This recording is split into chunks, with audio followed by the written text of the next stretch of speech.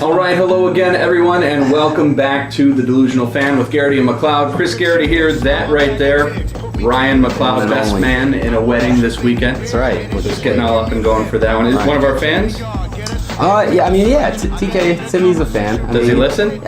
He does. He tries. I know he tries to. We'll have to give him a shout out. He's not a huge sports guy, so it's, but he's he tries to tune in to hear what we have to say. TK, his name is? Yeah. Congratulations, TK. Hope your wife's hot. She's beautiful. Then she's beautiful. You're making it weird. Let's get into the show. It's not weird. Good show for you today. A lot of fun stuff coming up. We've got our NFL previews coming up a little bit later.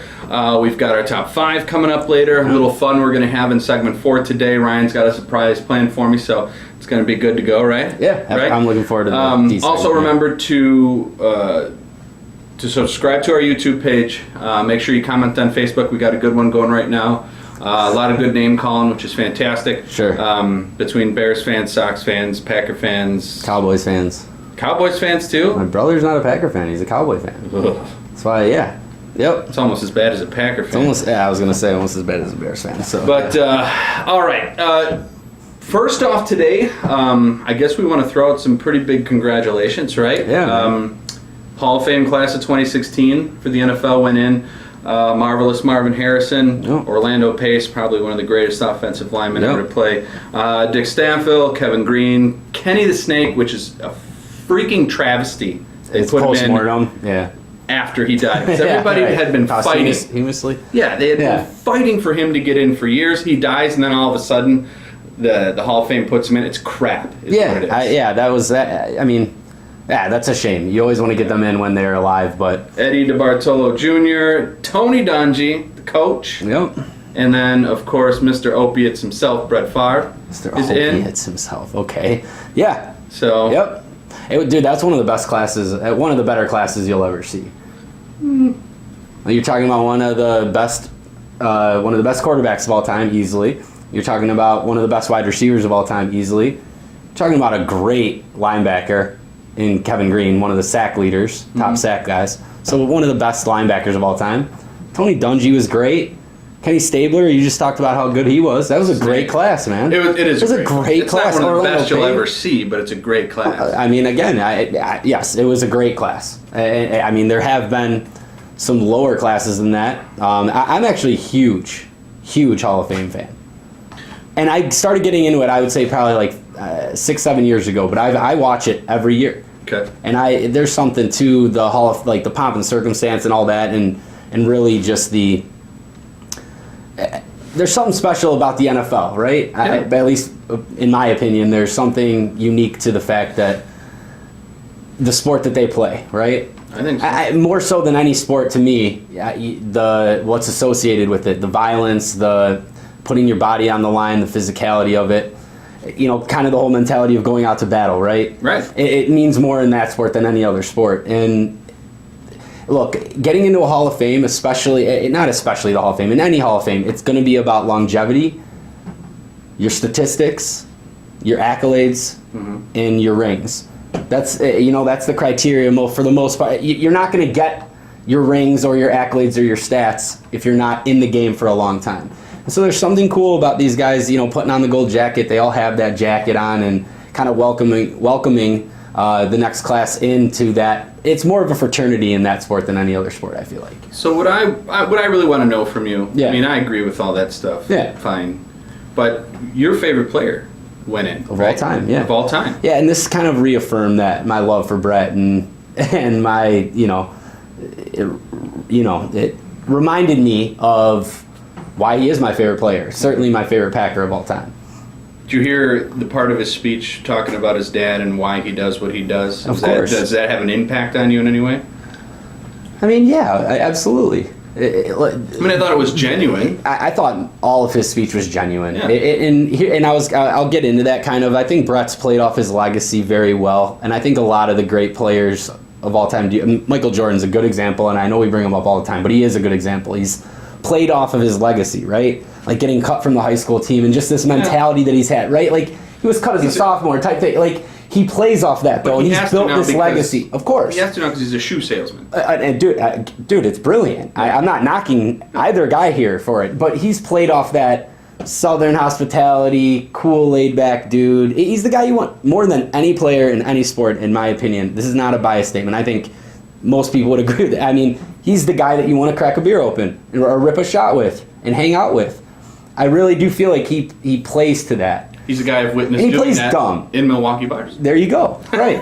And dude, and that's just kind of like his personality and who he is as who he was as a player, or who he was as a person. He was so unique as a player, though, right? Mm-hmm. Not only in how he played, but how he approached the game. And I know this is kind of, that's kind of a cliche thing to say. Everybody always talks about Brett and how he is like a little kid out there, right? And again, he's played to that. But I think he's unique in that regard that he kind of just played it loose. Played Sandlot. Yeah, and he's known as the gunslinger. He's known as the Iron Man. Whatever. He kind of played that backyard style. Right. Yeah. And it shows with the great stats come, some like the not so good ones, like the interceptions. You saw that he was trying everything, and some people look at that interception thing. I actually don't see it as a negative.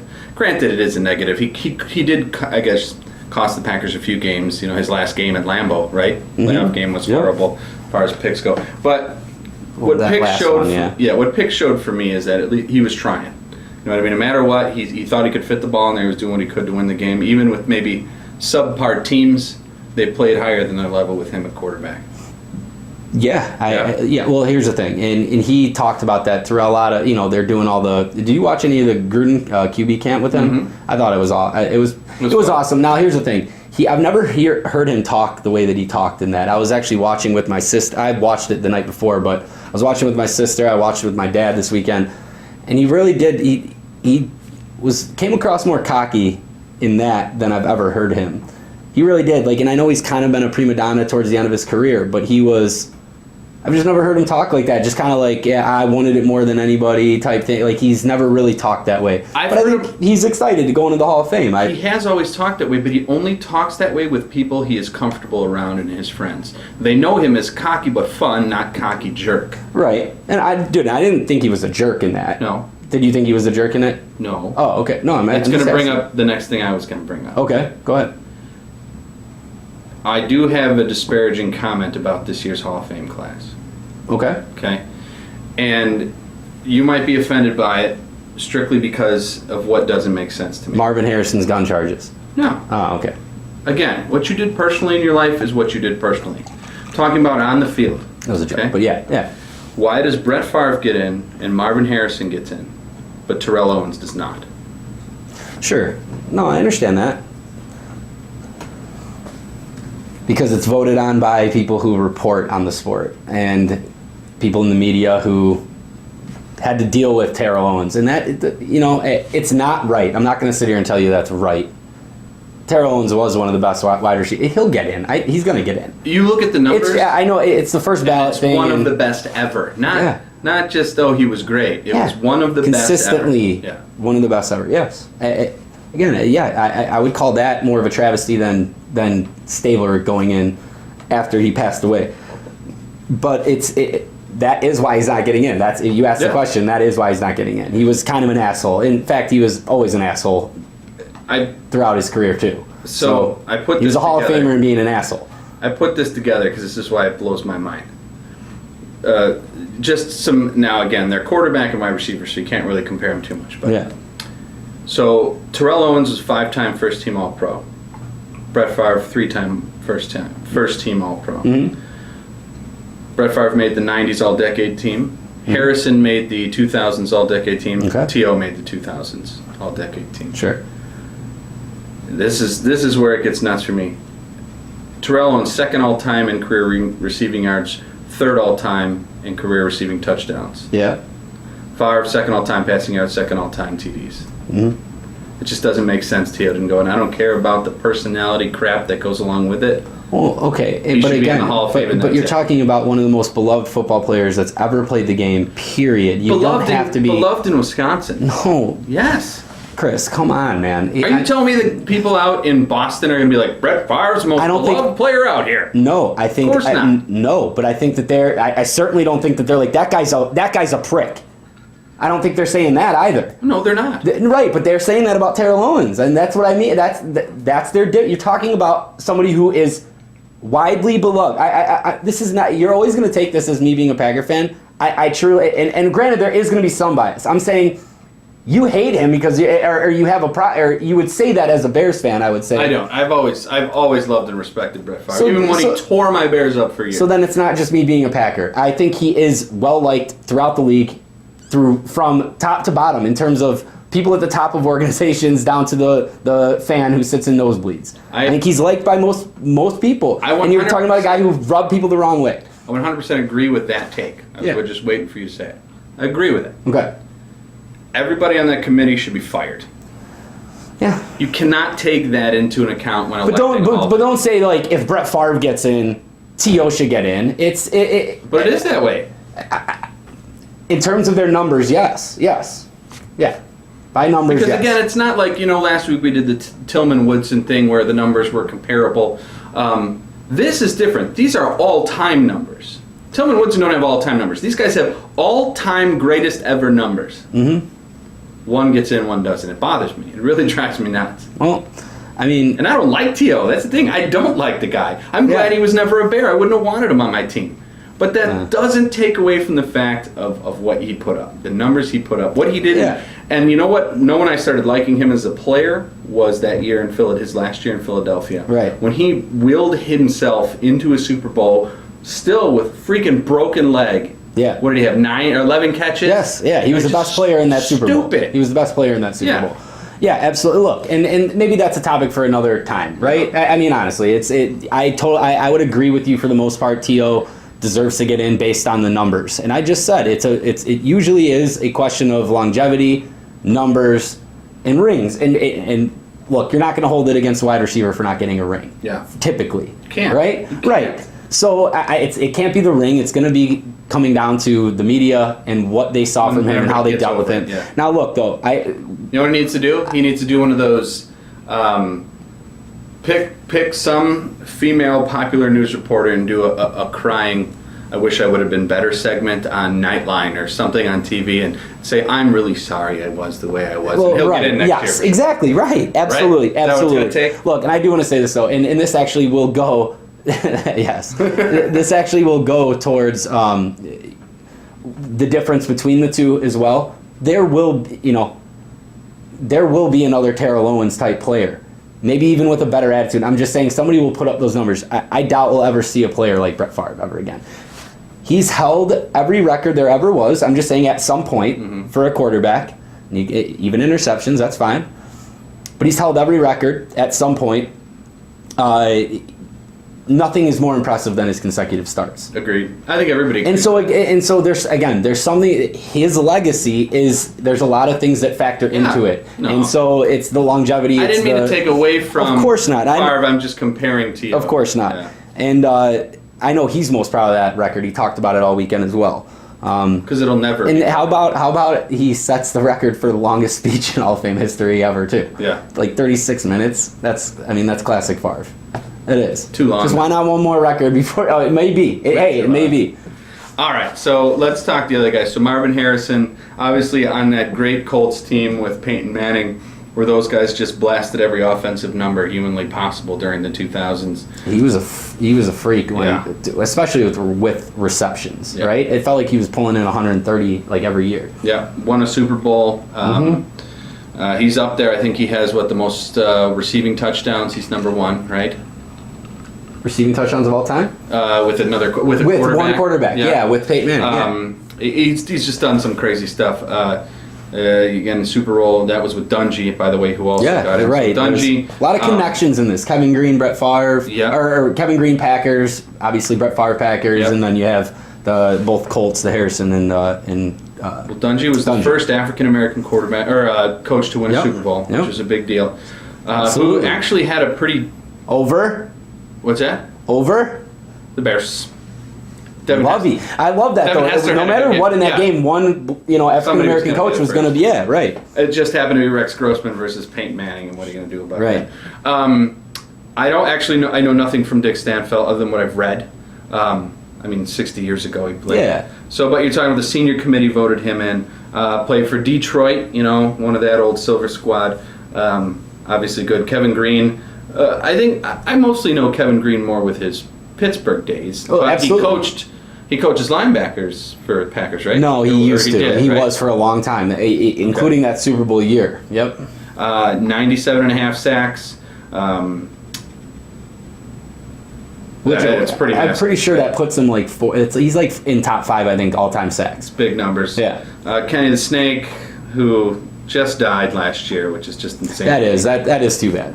Super Bowl winner, league MVP. He was unique and one of a kind too. He was kind of Favre talked about how he saw him. Yeah, absolutely.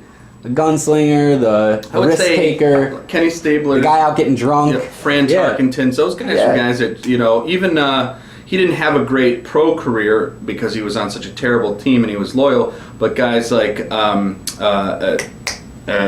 dad, Peyton's dad, Archie. Was that type of quarterback. Yes. And it really he talked about Archie as well. Yeah. Those are guys who Brett Favre really reminded me of. Right. DeBartolo, 5 Super Bowls, go along is one of the most beloved owners there ever was. And then, of course, Brett Favre, who pretty much, like you said, he held every important record there was at one point, right? For a couple of years there until Peyton Manning broke every single one Brady of them. Also has. Well, and that's the thing, and he'll start to get pushed down that list even farther. But he became the leader in all those records for a long time. Far, though. I'm saying eventually. Yeah. I'm saying over time. Okay. And Brady does have a chance to do some of that, some damage there. Good Hall of Fame class next year. It's going to be nuts. Hopefully, Teal will get in. You've got guys. Alex Bruni's favorite running back is next year, right? LaDainian Tomlinson, I think. Tomlinson's up, yeah. So it's going to be a good class next year. Tomlinson's got to get in first ballot, right?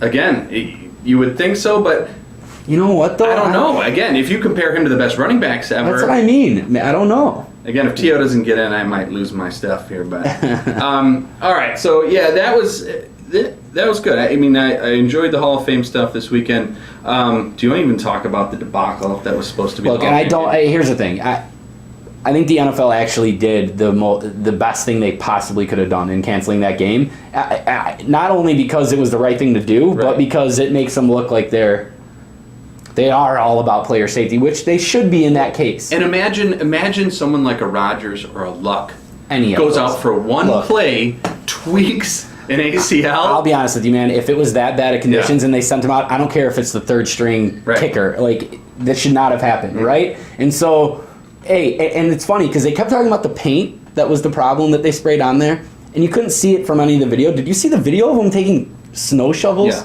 to the rubber pellets coming off the ground? Like, you had a year, right? You would have a year time from the last Hall of Fame game. I heard stories about the concert that happened a few days earlier. Okay, well, that's still not an excuse then. You're the NFL. No, it's not you're an a excuse, multi-billion but that's dollar why company. the middle of the field was bad. You need to make sure that feels good. I agree. So shame on them for that, but good call on canceling the game. That's a tough call to make.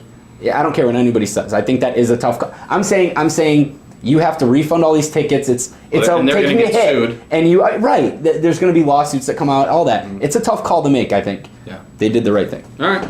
Next up, we're going to talk AFC, NFC South. Our predictions on what we think is going on. Moving around the NFC South might be one of the craziest divisions in football. AFC South, I think, it might have the most parity because I think all the teams are kind of in that middle area. You're really not sure what's. So I'll be interested to know your predictions on that. Yeah, I think I actually have a couple that you might be surprised. Okay, good. When we come back, AFC, NFC South previews. We'll be right back.